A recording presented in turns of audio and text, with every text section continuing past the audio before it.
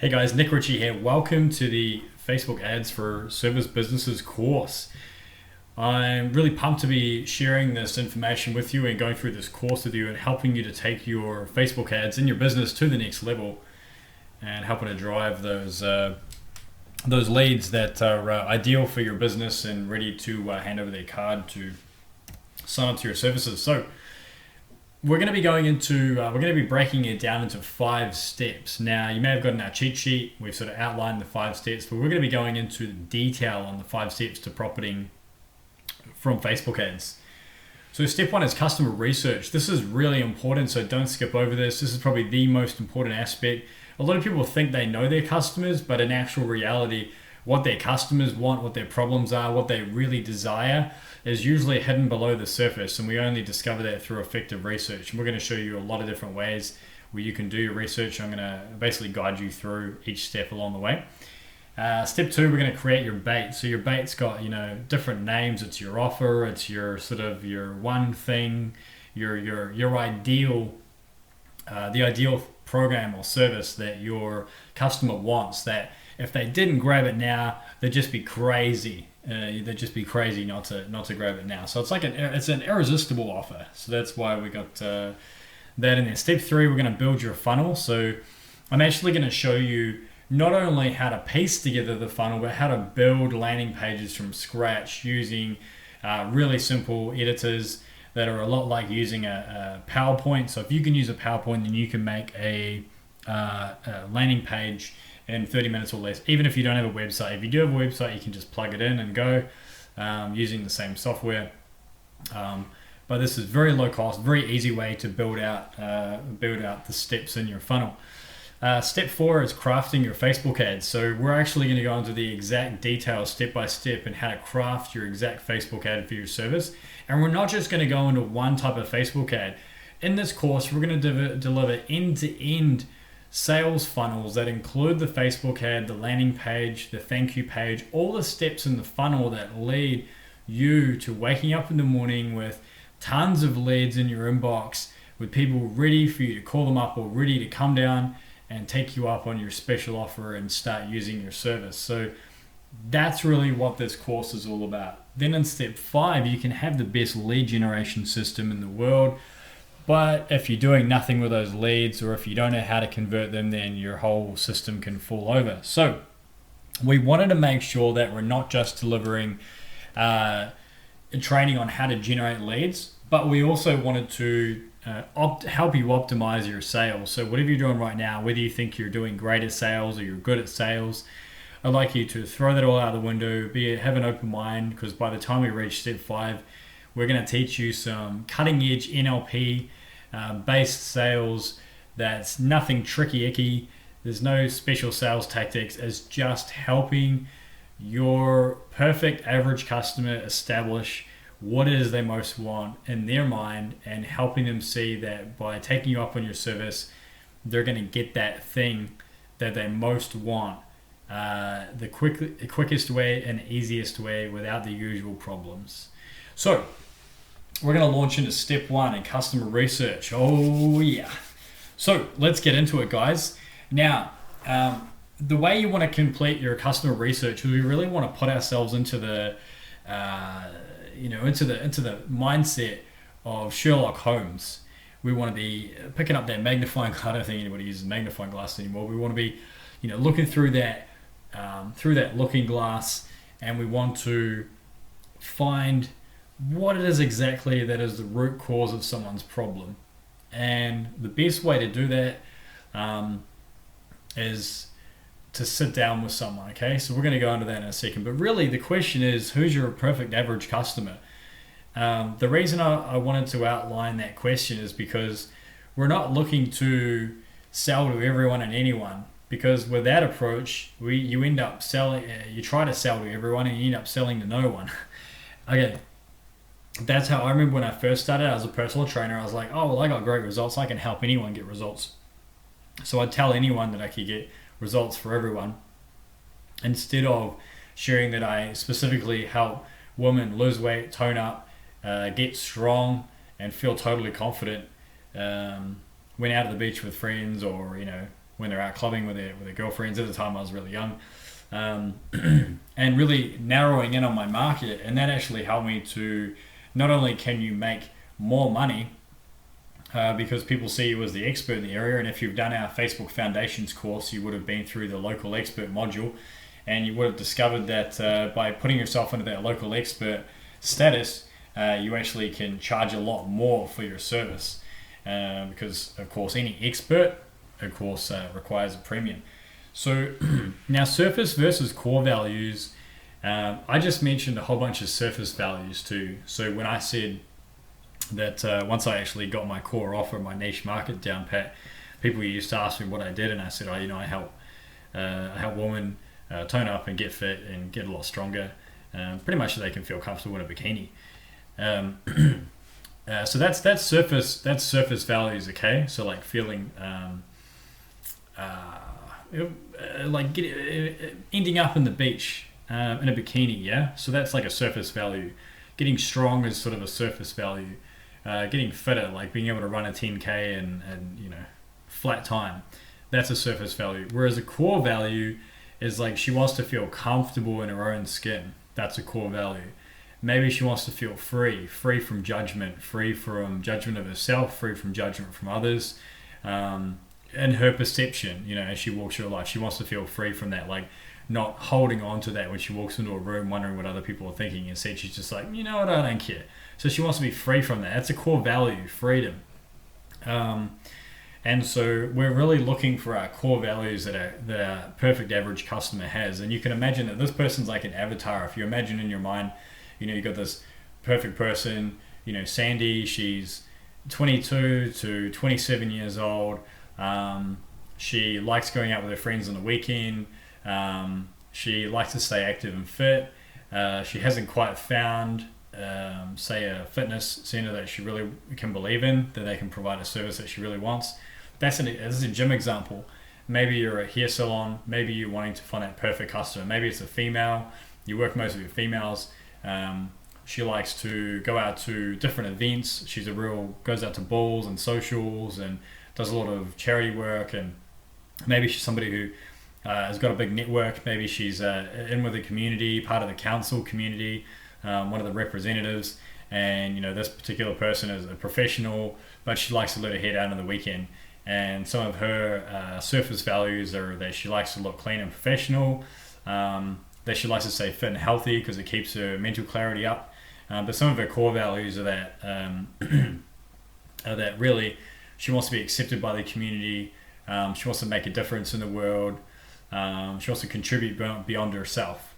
So I'm really just trying to paint you guys a picture of core values versus surface values. So I hope I've done that so far. Oh, that was a good water. So next, you really want to ask.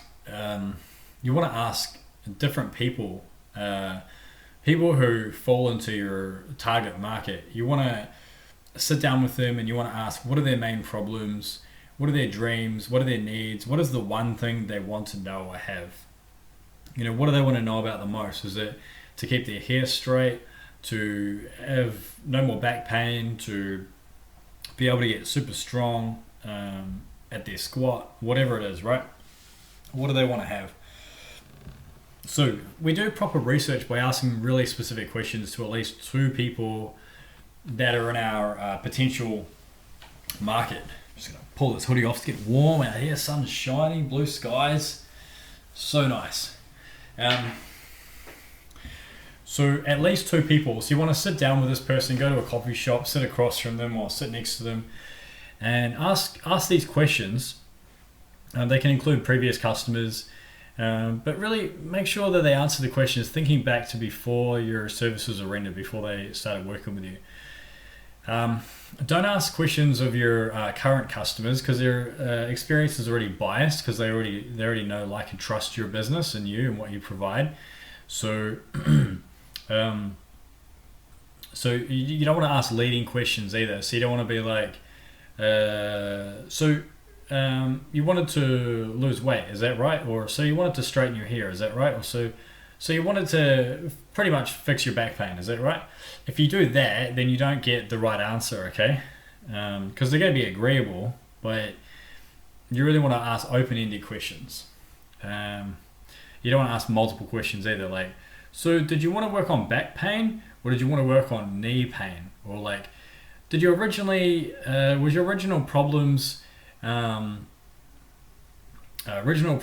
they to do with getting fitter or getting stronger? You know, that's not going to help either, because that's what we call a double bind. And usually when you give people two questions, they usually they tend to answer one of them rather than coming up with a new question. Okay, and so you really want to ask your ask leads that are coming through, not customers, and you know, you can sit down with them and give them a prize for sitting down with you. And the best thing is just look at your current network, people who haven't worked with you yet, who potentially could, and just reach out to people. And you really only need two. I mean, 2 people minimum, but 2 will give you a lot of the same answers from the different people, because you're really looking for patterns of the same answer. So you might sit down with someone and she might say the keywords, some of her surface values, the keywords that might come out of her mouth might be, I wanted to feel comfortable in my own skin. And then the next person says, I want to feel comfortable in my own clothes. So you're seeing the same sort of pattern, right? So you could literally write that into your sales copy and your landing page. So that's where we're getting the real gold. So any keywords that you get back, make sure you write them down and use them in your marketing. The fact is really, I mean, most customers feel the same in your niche market. So say in our niche market with females that are, age 25 to 35, most of them feel the same about their bodies. Most of them have the same problems. Since I've been in the fitness industry a lot, that's where my original background came from, and where some of our other businesses are.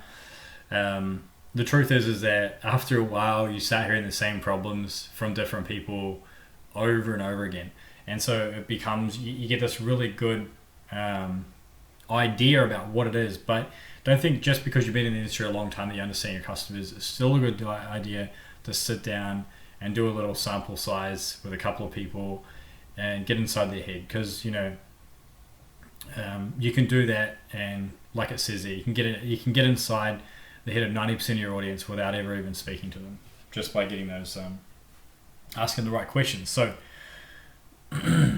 you can also ask people directly over Messenger. So you're on Facebook, you reach out to those people and write down their answers. You can take people out to lunch, like I said. Best approach is to use a combination of all 3. So just reach out to people, do your research. Now, you're probably wondering, what sort of questions do I ask?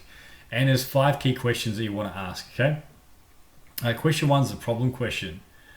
What's your biggest challenge or problem when it comes to losing weight, right? As an example, or keeping your hair straight, or your biggest problem when it comes to back pain, okay? This question really identifies the number 1 problem that your customer has, and chances are it may not be what you think. And another example question, what's your biggest problem when it comes to getting fit? Okay, so definitely want to ask that one. Question 2, you really want to outline the goal question. So the goal question is, what's your goal for getting fit? Or what's your goal for avoiding back pain? Or what's your goal for good teeth, if you're a dentist? And the question really identifies the end result they want to achieve. So it's almost like you start from the end result. You start with a problem, then you start with the end result. And it's of course, it's going to be a little bit different from what you probably think it is. And then after they answer that, you can say, well, what do you want out of it? What's your goal for good teeth? They're like, I want to have all my teeth in up until when I'm 50 years old, and then you can replace them. And then you say, okay, well, what do you want out of it? What do you want out of that goal? And then I say, well, save money on, expensive implants. Now, a lot of people make the mistake of writing down their own words. So if somebody's like, I want to have white teeth until I'm 50. And and you write down white teeth until old age, then it's not their keywords. Same if you said, what's your goal for getting fit? And somebody said, so I can run a marathon, and you write down endurance long running. Well, it's different keywords. So make sure you write down their words, because in NLP, the syntax, the order in which people say words is important. So if somebody says to run a marathon and you write down marathon running, that's a different syntax. The words are in different order. And as well, keywords have significance based on the person, the type of person. So if they say marathon running and you say long distance endurance running, the representation that someone thinks of, like if I said think of an ice cream, then you probably think of an ice cream. But if I said think of a frozen dessert, you probably think of something different, right? So it's really important to write down their words. Question 3 is the feel question. So how would it feel if this problem was gone? Now, it might seem like a silly question, but it really works. Likely they'll say things like fantastic or great or some common word like that. Many times, they'll actually give you a long description, and that's where it becomes useful. They'll go into detail with it. And if they give you a short answer like fantastic, just go, okay, would you mind telling me why that is? Or what would make it fantastic for you, having that problem gone? Question 4, the advice question. So you can ask, what have you already tried in this area? What frustrations did you have? So what have you already tried when getting fit? What have you already tried when keeping your when going for white teeth? What have you already tried when trying to straighten your hair? What have you already tried when trying to be pain free? What have you already tried with different pizzas, right? And then what frustrations did you have? You sat down at a restaurant, they brought out your pizza. What sort of frustrations have you had in the past? So you really want to get into the nitty gritty, and that's where they answer this question. They'll probably likely be describing the advice they've been given that failed in the past. Not with a pizza, of course, maybe making a pizza, but more so like with keeping their teeth white or keeping their back from being painful. A lot of people these days sit in offices all day and they're hunched over, and it's just well, they tend to get sore backs because they're not training and they're hunched over all day. So, but you really want to know more of the details of this. Next is you want to look for patterns and then mention this in your email sequence, ads, in your sales copy. So the more details you can write down from what they've said, even if you pull out your phone and you hit the voice recorder, you can hit the audio recorder button, you can usually record through most of the cell phones these days, most of the smartphones. So you can even record the whole conversation, jump on Fiverr.com, get it transcribed for a few dollars, and then you've got the whole interview actually written out there, and that can be a lot of help too. So whatever patterns you see, like if they say, like if you have multiple people that say to you, marathon running's tough on my knees, the worst advice I kept getting was buy different shoes, but every different shoe I tried just led to more and more knee pain or foot pain, and then other issues. And obviously a frustration is shoes. So like you can write in your sales copy in your email sequence, like when you email them out, you know what, I know you're frustrated, you've been trying all these different shoes, even though they got the money back guarantee on the shoes, you don't want to waste the time plus injuries. What price can you put on your pain? Or the time that you've been set back from not being able to run and work towards that marathon. So yeah, you can use all of this stuff. Next is question 5. This is really the goal question, the now goal question. So what are your biggest goals with your fitness right now? Or what are your biggest goals with your teeth right now? Or what are your biggest goals with your hair right now? What are your biggest goals with your back or with your back pain right now? And then what do you want to change this year? So it might seem like we're repeating ourselves here, and we actually are. The end result your customer wants to achieve is the most important thing to get across to them from the get-go.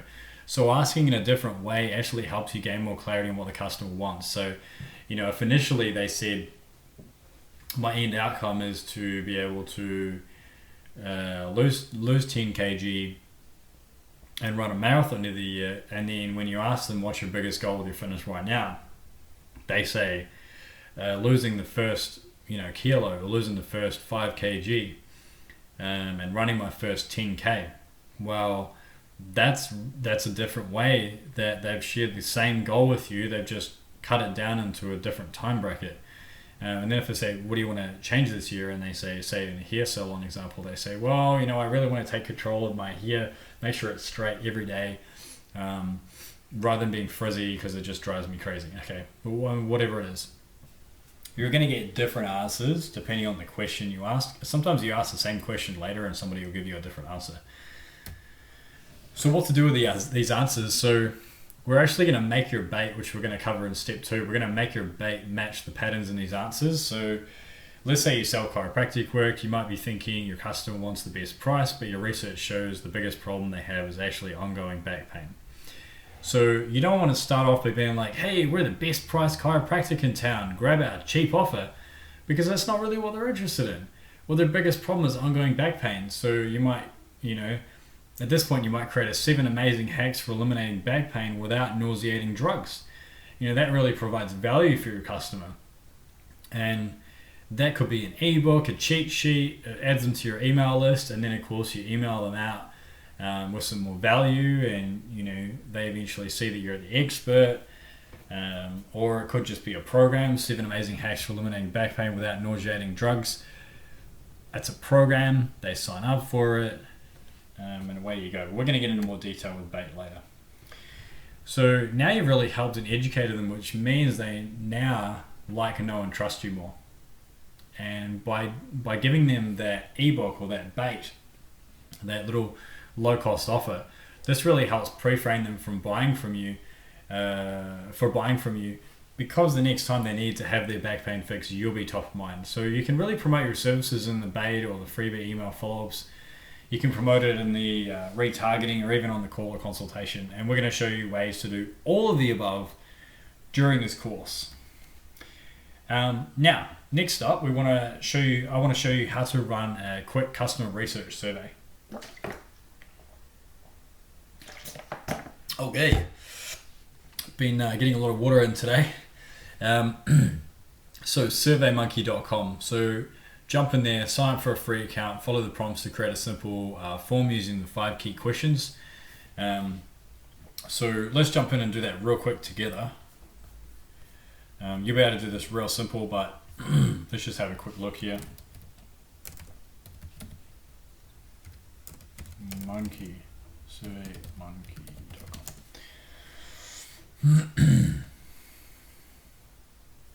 Okay, sign up for free. Oh, already taken. Okay, that's nice.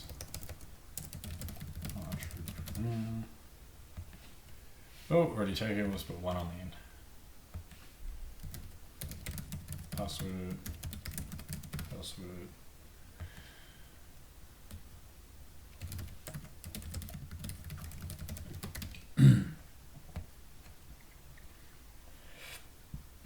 Okay. Let's just skip to SurveyMonkey home. All right, so let's create a first survey. So create your survey. This one here is, we'll say it's for the gym, right? For one of our gyms. Plant physique survey. Add questions. You can add your logo here if you want to.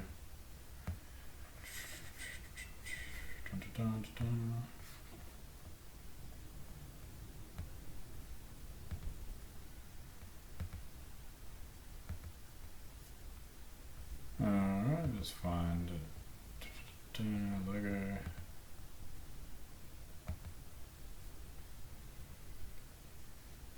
Okay. Cool. Okay, so that's big. Okay. So anyway, so we've got the logo in there. Let's make it small. Perfect. Okay, and then we've got themes. What's this one? Seafoam. Ray.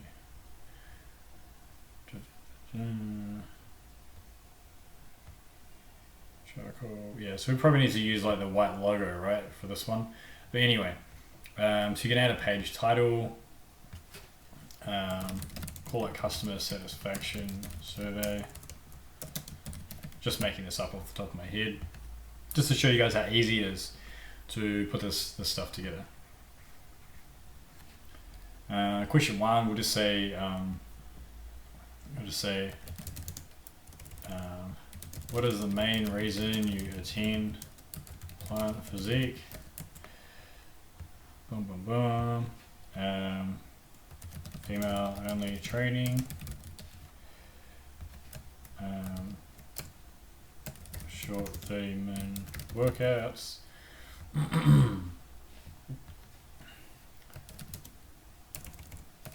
The personal trainers.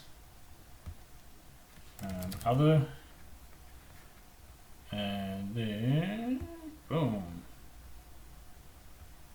Other, please specify, so we'll just quit off this one. Other, please enter a comment. Single line, paragraph, 3 lines. Don't have to validate. You can make it so that they have to, put it in or whatever. We're just gonna add next question. Okay, so those are already in there. See, all done for you.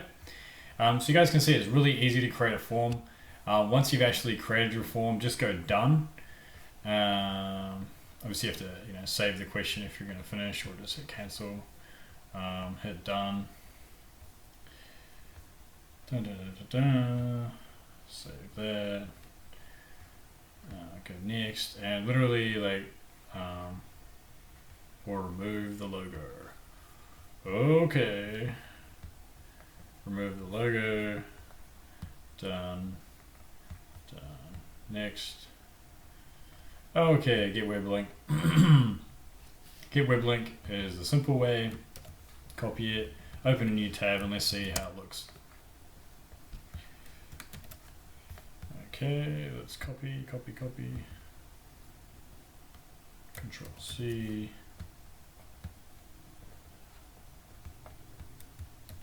Alright, perfect, there we go.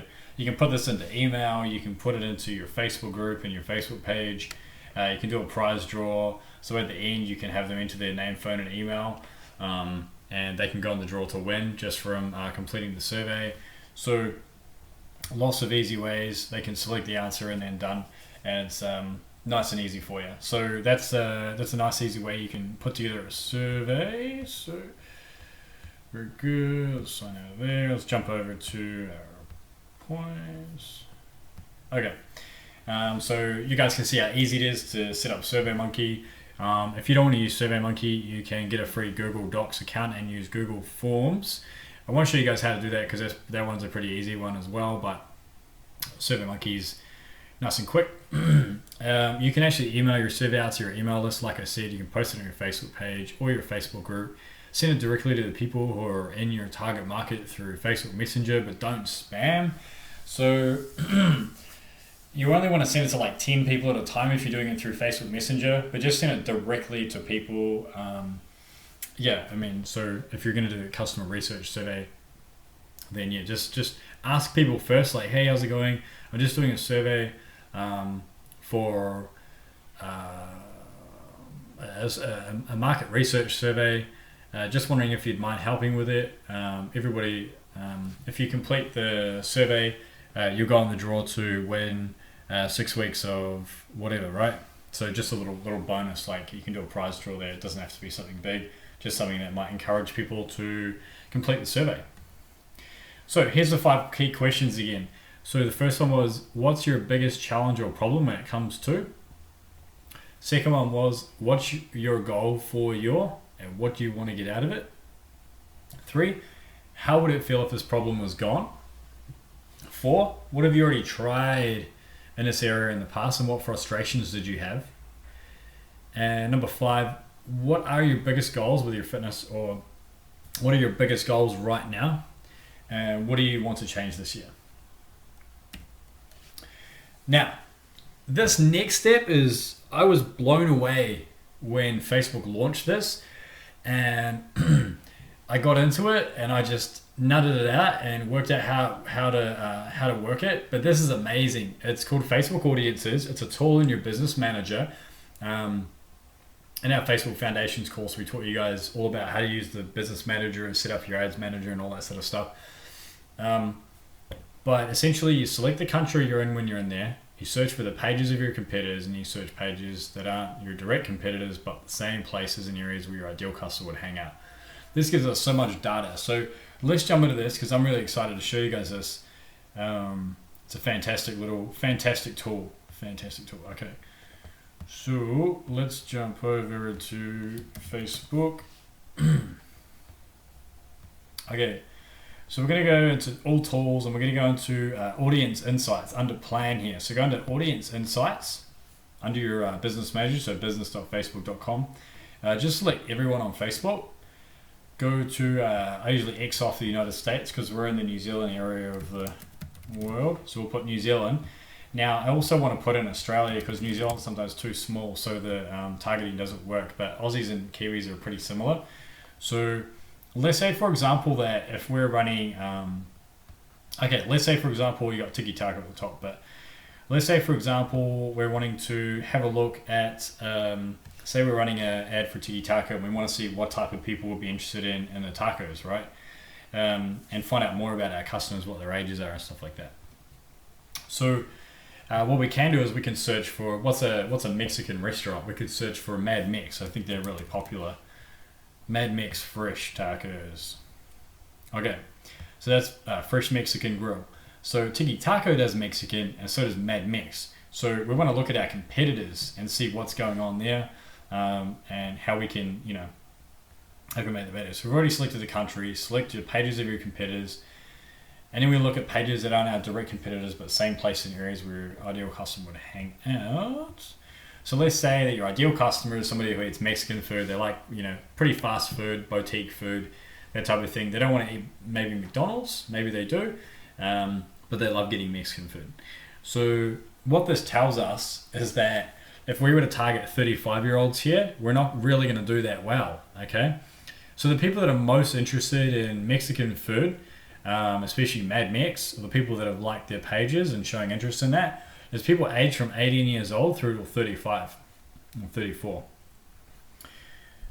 Same for men. So it's no different. It's about a split all over.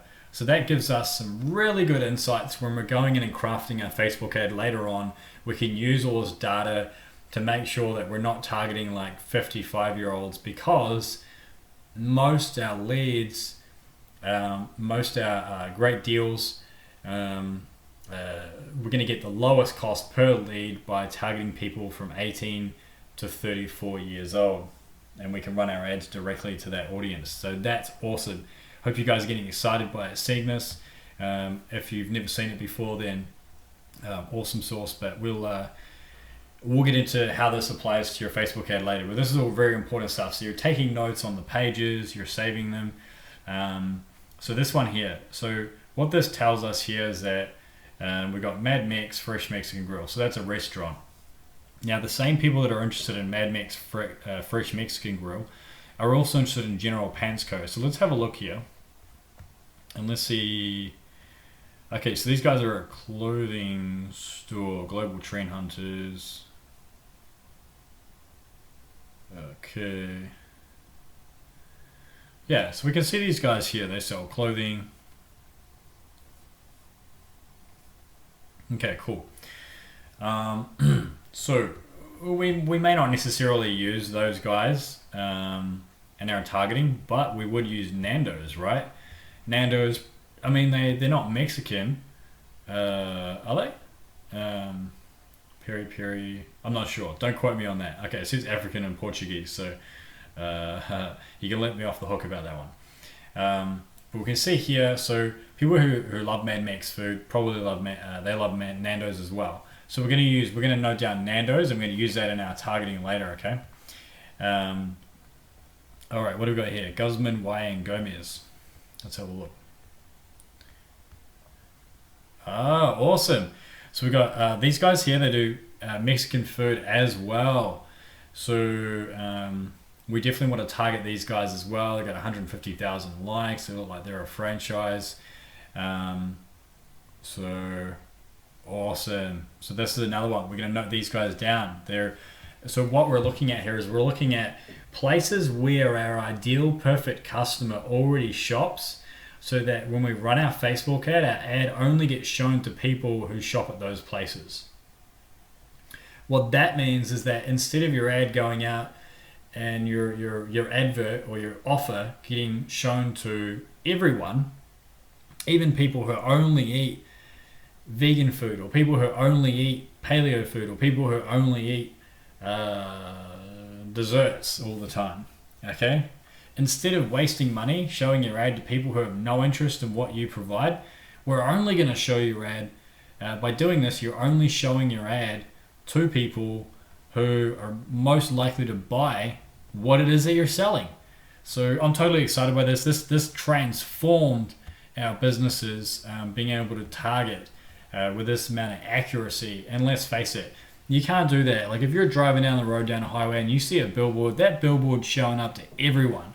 Everyone who likes pet grooming, from health and fitness to eating Sanchuro ice creams. So it's just, a billboard is not targeted at all. So you waste a lot of money having it up there when most of the money that gets spent on it is not being directed to the people who are most likely to buy your Mexican, for example, right? So Sanchuro, so these guys here, Sanchuro is the place where people indulge. These guys are dessert, they have a desserteria. And let's see. Okay, so yeah, I mean, they do dessert. I've been there before, where Julia and I were regulars at Sanchuro when we were in Australia. Let's have a look here. Then we've got... now, would we use Sanchuro? I don't know. I mean, yeah, it's the same sort of people. These 18 to 34-year-olds, they're going to Sanchuro, they're going to Mad Mex, they're going to General Pants Co. So chances are they're going to love Tiki Taka, Mexican. Okay. All right. Recording cider. Okay, there's a New Zealand Facebook page for the cider. All right, so I mean, it's getting a little bit outside of our perfect customer. Let's have a look at 7-Eleven. I think these guys are corner stores. Yeah, okay.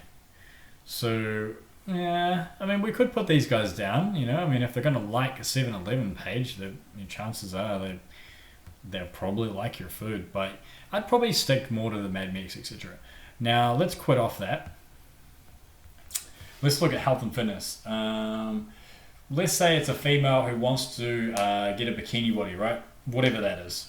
What's a bikini body? Let's type in Ashley Bynes. She's really popular in the health and fitness scene. Let's go to demographics first. Okay. So we can see here, people who like, and see how it splits the age demographics. So this one here, instead of being like 18 to 25 and then 25 to 34. Oh no, okay, sorry. Just excuse me. I'm obviously had enough water today. Okay, there we go. So we've got 18 to 24, 34% of the market, 34%. We've got 25 to 34, 44% of the market, and they're all women. Okay, 97% women, 4% men. So we wouldn't even target men at all. We would only target women with that Facebook ad if we were targeting women who are interested in like bikini body fitness type stuff. Okay, I just use that as a general name. And yeah, I mean, so when you get into 35-year-olds, they're not really as interested. Then you get into 45 and there's like 5%, right? Now, let's just quickly jump over to Betty Rocker, I think. Yeah, the Betty Rocker. So this person's another fitness icon, except she's older. So she appeals to a different market. So now we've got none of the 18 and 24-year-olds, okay? Not interested at all. And then instead we've got the 25 through to 44. So we just lost like 5-6 years worth of a demographic there by changing from Ashley Bynes, she called it Ashley Bynes Bikini Body, to the Betty Rocker. So when we jump over here to page likes, Okay, so the same people who like the Betty Rocker like I Quit Sugar. So let's have a look here, because we might want to target the I Quit Sugar page if we've got like a fitness program that we're promoting. Okay, so you have a little scroll through the pages. So you guys can see here the general theme, right?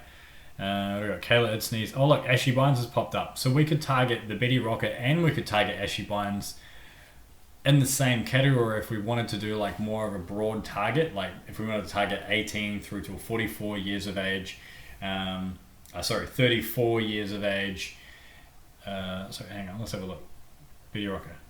Yeah, through to 44. Yeah, so 18 through to 44, because Ashley Bynes has heaps of 18-year-olds that are interested in her stuff. So if we target both Ashley Bynes and the Betty Rocker, then we're sort of grouping in those categories, okay? And if the images can appeal to the wider audience like that, then we're going to get a really good conversion. If we want to narrow it down a little bit more, then we would just target, say, Betty Rocker and associated similar pages.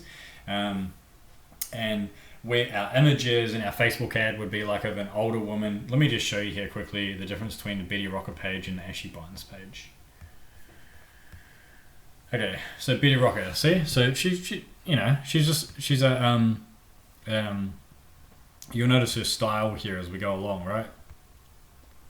Boom, boom, boom. Okay. Now, let's go over to Ashley Bynes. There you go. So you're seeing the difference here, aren't you?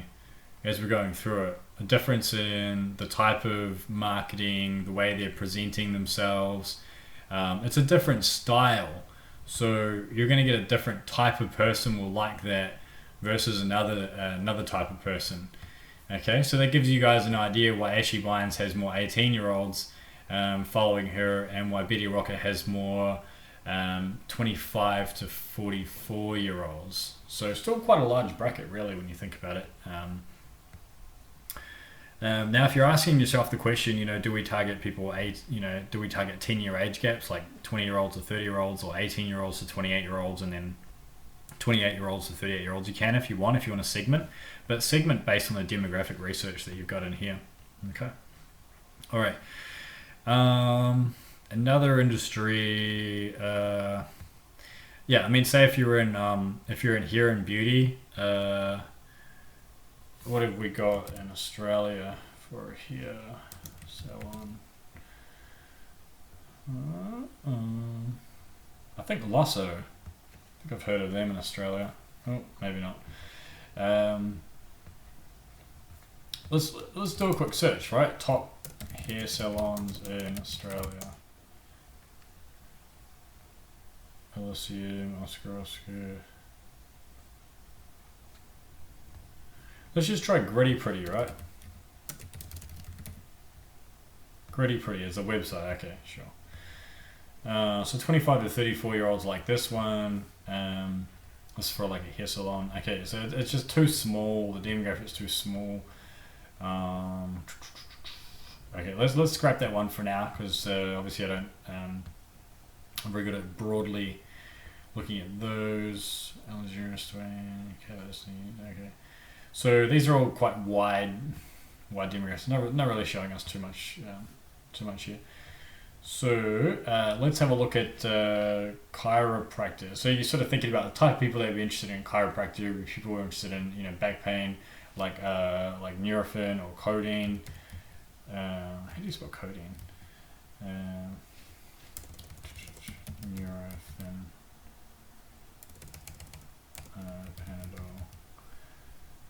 Panadol, Australia. You see the people who like Panadol.